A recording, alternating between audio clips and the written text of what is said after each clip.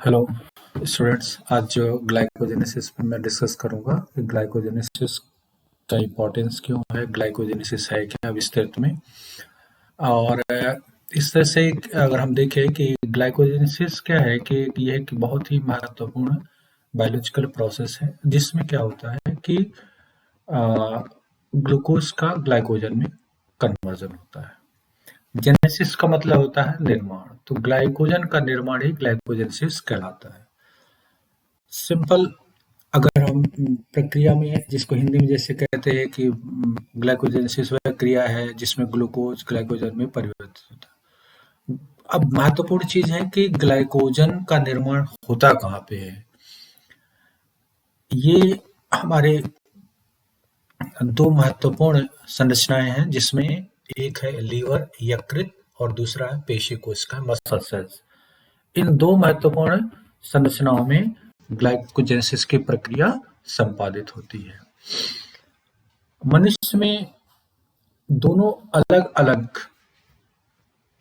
अगर हम देखें इसमें कि ये जो ग्लाइकोजन जो संग्रहित होती है यकृत में और पेशी में, जब भी रक्त परिवहन तंत्र में ग्लूकोज की मात्रा ज्यादा होती है तो यह क्या होती है, यह यकृत और पेशी कोशिकाओं में ग्लाइकोजन के रूप में परिवर्तित कर दी जाती है।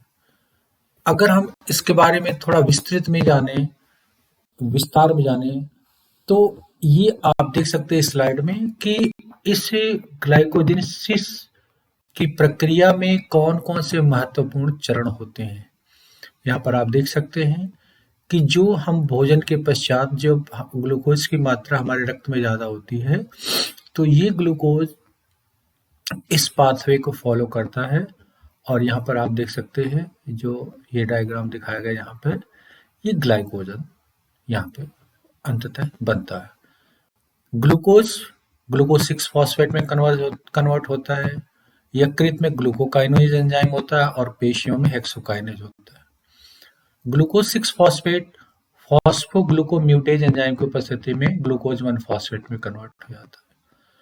Glucose 1 phosphate UDP glucose pyrophosphatase enzyme की उपस्थिति में यूडीपी ग्लूकोज में कन्वर्ट हो जाता है और इसके पश्चात यह यूडीपी ग्लूकोज जो है अल्फा 1,4 ग्लूकोसिल यूनिट्स में कन्वर्ट हो जाता है और जो इसके लिए आवश्यक एंजाइम होती है वह ग्लाइकोजन सिंथेज एंजाइम होता है। इसके बाद जो है इनमें ब्रांचिंग होती है, तो ब्रांचिंग के लिए जो इम्पॉर्टेंट एंजाइम होती है इसको ब्रांचिंग एंजाइम कहते हैं। ये क्या करती है कि 1,6 अल्फा 1,6 जो बॉन्डिंग होती है उसमें ये जो आप देख सकते हो यहाँ पे जो ब्रांचिंग है, ये ब्रांचिंग इसके लिए ये एंजाइम रिस्पॉन्सिबल होते हैं। तो इस प्रकार से ग्लाइकोजन में दो तरह के बॉन्ड बनते हैं ग्लाइकोसिडिक बॉन्ड, एक होता है अल्फा 1,4 और दूसरा होता है अल्फा 1,6। तो ये एक दूसरे से जुड़ करके क्या करते हैं, इसका ग्लाइकोजन का निर्माण करते हैं।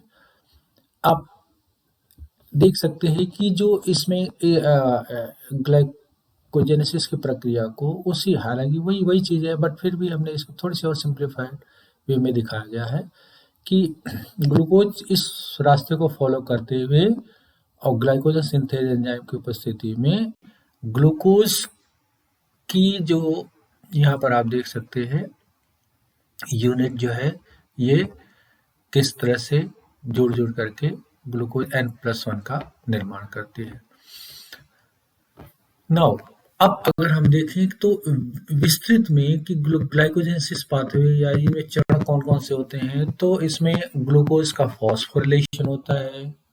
ग्लूकोज यहाँ पे देख सकते हैं आप जो है ग्लूकोज 6 फॉस्फेट से ग्लूकोज 1 फॉस्फेट में कन्वर्जन होता है और यूरिडीन ट्राइफॉस्फेट जो है ग्लूकोज 1 फॉस्फेट से जुड़ जाता है और इसके बाद ये यूडीपी ग्लूकोज जो है ग्लाइकोजन प्राइमर से जुड़ते चले जाते हैं और ग्लाइकोजन के निर्माण में हमने जो बताया था कि ग्लाइकोजन सिंथेज एंजाइम महत्वपूर्ण होते हैं। ब्रांचिंग एंजाइम की उपस्थिति में ये जो है ग्लाइकोजन के ब्रांचेज बनते हैं। तो यहाँ पर आप देख सकते हैं यकृत में ये जो है ग्लाइकोजेनेसिस की प्रक्रिया मीन्स ग्लूकोज की ये मोनोमर यूनिट्स हैं, यहाँ पर देख सकते हैं आप। ये इसमें ग्लाइकोजेनेसिस प्रक्रिया के परिणाम स्वरूप ये ग्लाइकोजन में कन्वर्ट होकर के यकृत में स्टोर हो जाते हैं। तो एनिमल सेल्स में जो कार्बोहाइड्रेट का स्टोर्ड फॉर्म हो क्या है, ग्लाइकोजन है। और आवश्यकता पड़ने पर जब भी ग्लूकोज की आवश्यकता पड़ती है या कम पड़ता है रक्त में ग्लूकोज, तो ये क्या होते हैं, ग्लाइकोजेनोलाइसिस की प्रक्रिया होती है, जिससे ग्लाइकोजन ग्लूकोज में कन्वर्ट हो जाता है, जिसकी चर्चा हम नेक्स्ट अगले लेक्चर में करेंगे। नाउ अब अगर हम देखें तो इस तरह से ये ग्लाइकोजेनेसिस की प्रक्रिया जो है, जो विभिन्न चरणों में पूर्ण होती है, और इस पर हम अगर हम बात कर रहे हैं तो ये इसके सिग्निफिकेंस क्या है, क्या भाई, क्यों ग्लाइकोजेनेसिस के सिग्निफिकेंस क्यों महत्व है? ये जो है ग्लाइकोजन का निर्माण बहुत महत्वपूर्ण है। क्यों? क्योंकि अब ये ग्लाइकोजन क्या करता है, ये जब कार्बोहाइड्रेट का जो स्टोर्ड फॉर्म होता है, यह बहुत इसमें या कह सकते हैं कि चूंकि इसकी इस तरह की संरचना होती है, इस तरह की संरचना होती है कि अधिक से अधिक ऊर्जा को स्टोर किया जा सकता है, एक छोटे रूप में स्टोर किया जा सकता है, ठीक है, और आवश्यकता पड़ने पर फिर इसका इस्तेमाल ऊर्जा उत्पादन के लिए किया जाता है। अब अगर हम देखें कि ग्लाइकोजेनेसिस प्रक्रिया को नियंत्रित कैसे किया जाता है, तो इसमें देखा गया है ग्लाइकोजेनेसिस के लिए आवश्यक एंजाइम ग्लाइकोजन सिंथेटेज, जो दो अवस्थाओं में पाया जाता है। एक तो ग्लाइकोजन सिंथेटेज फर्स्ट जो सक्रिय अवस्था है, एक सिंथेटेज डी जो निष्क्रिय अवस्था है। और इनमें जो इस सिंथेटेज प्रक्रिया को सक्रिय करने की जो भूमिका होती है, ये मुख्यतः हार्मोन इंसुलिन द्वारा की जाती है। तो और दूसरी बात है कि जो साइक्लिक एएमपी 3'5' जो साइक्लिक एएमपी जो है, ये जो फॉर्मेशन होता है, ये क्या करता है कि ये ग्लाइकोजेनेसिस को संदमित करता है। तो ये क्या करता है, इनको संदमित कर देता है, जिससे ग्लाइकोजन के निर्माण की प्रक्रिया तीव्र हो जाती है या बढ़ जाती है। एपिनेफ्रिन की भी भूमिका होती है, जिसको हम एड्रेनालिन भी कहते हैं, और ये हार्मोन फाइट और फ्लाइट मीन्स विपत्तिकालीन परिस्थितियों में ये बहुत महत्वपूर्ण भूमिका निभाता है और